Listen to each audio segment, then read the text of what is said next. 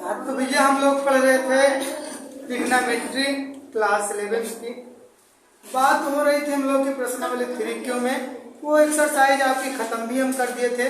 काफी हमने important questions पढ़ाए उसमें, और कुछ क्वेश्चंस हमने आपको होमवर्क में भी दे दिया था, ठीक। और हमने बोला आप उसको लगाएंगे, कोई प्रॉब्लम्स होगी तो पूछें। शायद आप लोगों को कोई प्रॉब्लम नहीं होगी। अब हम लोग नेक्स्ट एक्सरसाइज चलते हैं आपका 3R। 3R है। सबसे पहले कुछ इम्पोर्टेंट टॉपिक्स को समझते हैं, फिर उसके बाद हम लोग क्या करेंगे, क्वेश्चंस पर आएंगे। क्योंकि जब तक टॉपिक्स नहीं समझेंगे तब तक क्वेश्चंस समझ में नहीं आएगा, ठीक। तो आइए देखते हैं। आपको एक टॉपिक हमने लिख दिया है ऊपर कि a cos थीटा, क्या a cos theta plus b sin theta बराबर c के रूप से समीकरण को हल करना। अगर आपको इस रूप में समीकरण दिया है या इस रूप में नहीं दिया रहेगा तो इस रूप में हम बनाएंगे, ठीक। तो किस तरह से हल करेंगे, इसका तरीका यह होता है कि आप क्या करिए, इसमें 1/√a², मतलब जो यहाँ गुणांक रहेगा उसका स्क्वायर प्लस जो यहाँ गुणांक रहेगा उसका स्क्वायर करके दोनों तरफ हम क्या करेंगे, सभी पद में गुणा कर देंगे। बात समझ में आई? हम क्या करेंगे, इस चीज को दोनों पद में हम गुणा कर देंगे, दोनों तरफ सभी पदों में गुणा कर देंगे। तो आइए करते चलते साथ साथ में, ज्यादा मजा आएगा, ठीक। a cos theta plus b sin theta equal to c। तो क्या कर रहे हैं हम भैया, इन दोनों का स्क्वायर करके और 1/√, के अंदर करके दोनों तरफ गुणा कर देना है। तो क्या हो जाएगा, a cos theta a/√a² plus b² plus b/√a² plus b² into sin theta is equal to c/√a² plus b²। जब चाहेंगे a1/√a² प्लस b² इधर रहेगा और इधर 1/√a² प्लस b² दोनों में कॉमन लेके काट देंगे। आपके इक्वेशन में कोई फर्क नहीं पड़ेगा, ठीक। किसी कोई प्रॉब्लम यहाँ पर नहीं होनी चाहिए। इसी तरह से आप इस एक्सरसाइज के सभी क्वेश्चंस को सॉल्व करेंगे, ठीक। अब जरा देखिए दूसरा स्टेप क्या आता है। दूसरा स्टेप अगर हम मान लें कि मानो कोई एंगल है फाई, ठीक, क्या है, एंगल है फाई, जिसका टेंजेंट b/a। टेंजेंट क्या होता है, जैसे आप क्या करें, कोई ऐसे लाइन है और ये लाइन है और एक मान लो ऐसे कर्व है, तो इस कर्व से क्या करो, ऐसे स्पर्श रेखा आप लोग पढ़े होंगे, उसी को अंग्रेजी में क्या बोलते हैं, टेंजेंट, ठीक। तो हम मान रहे हैं कोई एंगल क्या है, जैसे आप ये बनाए थे भी, तो ये एंगल जो था इसका टेंजेंट इससे स्पर्श कर रहा है। तो वही बात कर रहे हैं, माना कोई कोण फाई है जिसका टेंजेंट b/a है। b/a का मतलब भैया टेंजेंट मतलब tan थीटा। तो tan थीटा बराबर क्या होता है, sin theta upon cos theta, ठीक। तो अगर हम sin थीटा और cos थीटा की वैल्यू क्या रखें कि b/a आ जाए, जरा देखिए, tan theta is equal to sin theta, मतलब जो आपका इक्वेशन बना है sin के बगल इंटू वाला, ठीक, क्या हो जाएगा, b/√a² प्लस b² अपान, ठीक। यहाँ आपको फाई माने हैं तो क्या करेंगे, आप फाई लेकर चलेंगे, ठीक। समझ में बात नहीं, किसी कोई प्रॉब्लम नहीं होनी चाहिए। क्या होगा, फाई हो जाएगा, भी क्या होगा, फाई हो जाएगा। यहाँ क्या हो जाएगा, a/√a² प्लस b², ये कैंसिल हो गया। तो tan phi is equal to b/a। तो ये b/a कब आया, तो हमने क्या किया, sin फाई बराबर इतना लिया और cos फाई बराबर इतना लिया। मतलब जहां sin फाई है हम वहां पर क्या कर सकते हैं, इतना रख सकते हैं, जहां पर cos फाई है इतना रख सकते हैं। समझे नहीं, मतलब ये चीज b/, इतना जहां है वहां क्या करेंगे, sin फाई रखेंगे, जहां पर इतना है वहां पर क्या रखेंगे, हम cos फाई रखेंगे, ठीक। तो जरा समझिए इधर, अब क्या होगा, यहां से जरा समझे, इसके स्थान पर क्या रखेंगे, ये a upon root a square plus b square cos phi, ठीक,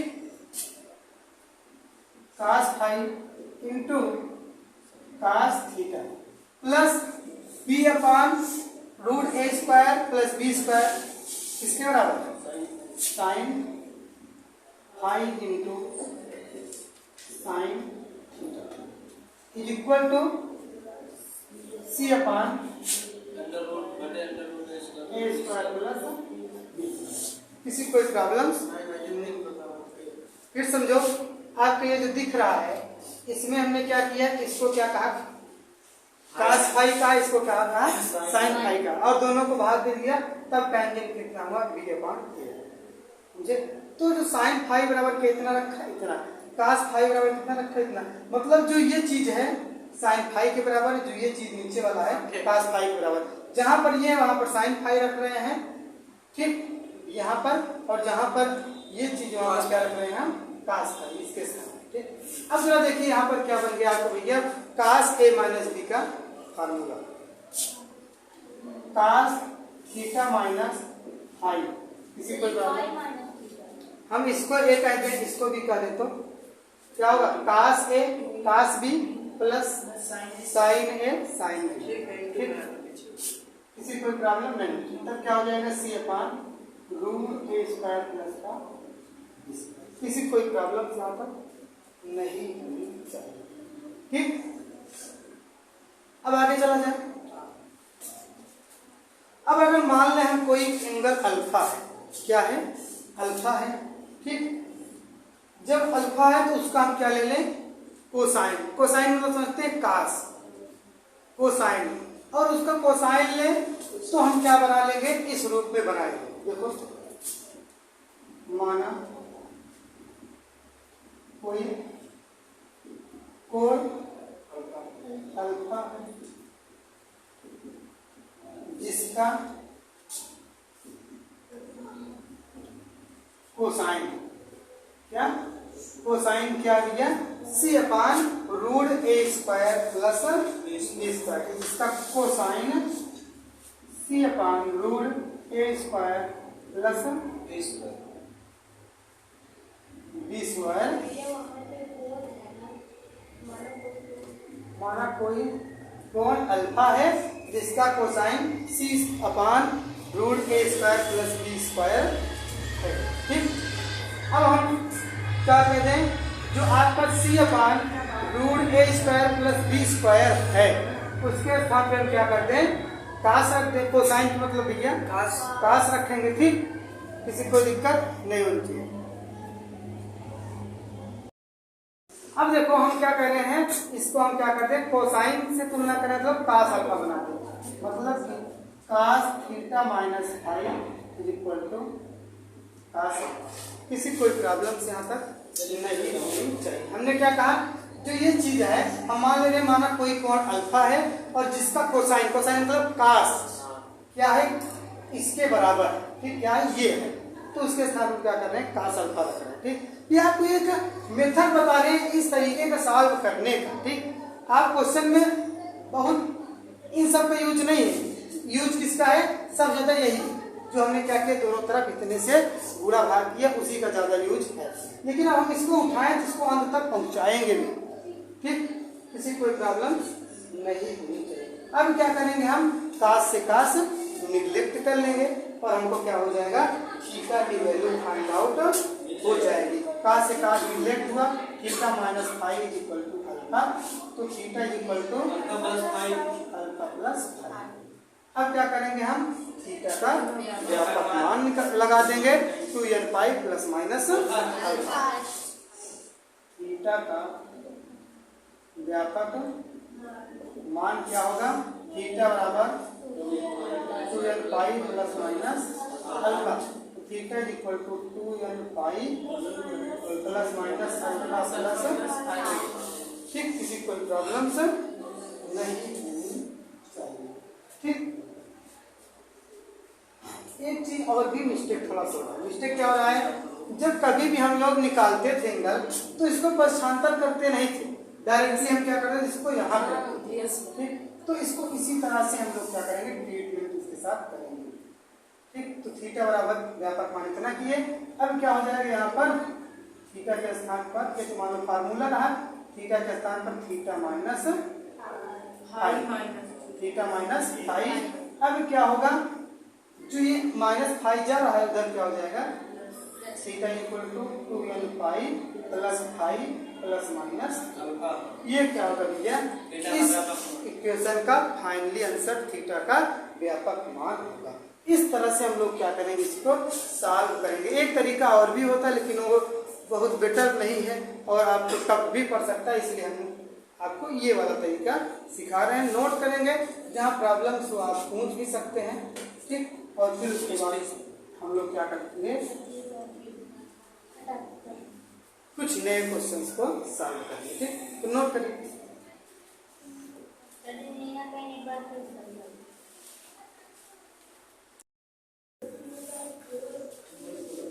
हाँ, तो अब देखिए भैया, हम लोग टॉपिक पढ़ लिए, उसी बेस्ड पर हम लोग एक न्यूमेरिकल्स पढ़ते हैं। एग्जाम्पल से आपके बुक्स का फर्स्ट वाला, फिर उसके बाद हम लोग क्या करेंगे, एक्सरसाइज को सॉल्व करेंगे। ठीक, तो चलिए देखते हैं क्या है, root cos theta plus sine theta is equal to root 2। ठीक, इसको क्या करना है, हमें थीटा का व्यापक मान निकालना है। अभी तक जो भी सवाल आप करते थे इसके पहले वाले एक्सरसाइजों में थीटा का व्यापक मान निकालने थे, इस तरह से आपको कुछ चीजें नहीं मिलती थी।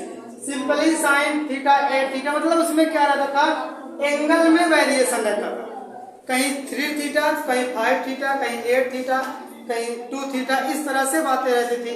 लेकिन अब इसमें जो भी सवालें रहेंगी लगभग एंगल वही रहेंगे, या कोई भी सवाल एक आध तो हो सकती है ऐसी मिल जाए, नहीं तो सिर्फ इन चीजों में वेरिएशन रहेगा, बाकी एंगल लगभग सेम ही रहेंगे। ठीक, तो आइए देखते हैं, सॉल्व करते हैं। हमने आपको अभी टॉपिक सिखाया कि हम सबसे पहले क्या करेंगे, 1 upon root a square plus b square बनाएंगे। ठीक, तो क्या होगा, 1 अपान रूट ए स्क्वायर मतलब रूट 3 का स्क्वायर प्लस 1 का स्क्वायर, कितना हो जाएगा, 1 अपान रूट 3 हो गया plus 1 is equal to 1 upon root 4 is equal to 1 upon root 2। अब क्या करेंगे, सॉरी 2। ठीक, क्या होगा 2। अब क्या करेंगे, हम इस 1 अपान 2 से दोनों पक्षों में हर एक पद में गुणा कर देंगे, यही हमने अभी आपको सिखा के आया। ठीक, तो क्या हो जाएगा, root 3 cos theta into 1 upon 2, ठीक, plus 1 upon 2 sine theta is equal to 1 upon 2 into root 2। ठीक, किसी कोई प्रॉब्लम नहीं होनी चाहिए। अब जरा देखिए आप, रूट 3 अपान 2, ये क्या होगा, कास के टर्म में कितने की वैल्यू होगी, 3, तो कास 5/6 इंटू कास थीटा। ठीक, प्लस ये साइन के टर्म में क्या होगा, 5/3 सॉरी 5/6 इंटू सॉरी क्या हो जाएगा, साइन 5/6 इंटू साइन थीटा। क्या हो बोलिए भैया, क्या प्रॉब्लम, 3 अपान 2 कितने की वैल्यू, कास के टर्म में 30 अंश की, तो 30 अंश मतलब 5/6। यहाँ क्या है, साइन 30 अंश की वैल्यू तो 5/6 इज इक्वल टू क्या होगा, इसको रूट 2 इंटू रूट 2 तोड़ेंगे, कट जाएगा 1 अपान रूट 2। ठीक, अब जरा देखिए उसी तरह सेम बनाइए, इसको हम ए बोले, इसको बी बोले, तो क्या हो जाएगा, cos a minus B theta minus 5/6 is equal to 1 upon root 2, क्या हो जाएगा, cos 5/4। cos से cos निगलेक्ट हुआ, theta minus 5/6 is equal to 5/4। ये थीटा की वैल्यू निकल गई। अब क्या करेंगे, थीटा का व्यापक मान, थीटा का व्यापक मान क्या करेंगे, कास था तो क्या हो जाएगा, थीटा बराबर 2n pi plus minus alpha, तो थीटा बराबर क्या है, theta minus π/6 is equal to 2n pi plus minus π/4। ठीक, अब उसके बाद जरा देखें, इधर हम लिख दे रहे हैं, ये माइनस π/6 उधर जाके प्लस में हो जाएगा। ठीक, तो क्या होगा भैया, theta is equal to 2n pi plus minus plus π/6 और उसके बाद प्लस माइनस π/4। यही क्या होगा, फाइनली आंसर हो सकता है और यही होगा क्या।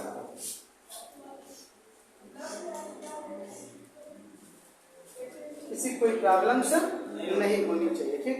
तो यही क्या है, ये आपका आंसर है। नोट करेंगे, फिर हम लोग क्या करेंगे, आपको एक्सरसाइज का लगाना है, ठीक। और नेक्स्ट डे कुछ नए एक्सरसाइज या कुछ नए टॉपिक्स की हम लोग बात करेंगे, जहाँ पर कुछ नई चीजें हमको सीखने की को मिलेंगी। आप सॉल्व करेंगे, एक्सरसाइज ट्राई करेंगे, जो नहीं आएगा हमसे पूछेंगे, बिल्कुल बताएंगे, ठीक।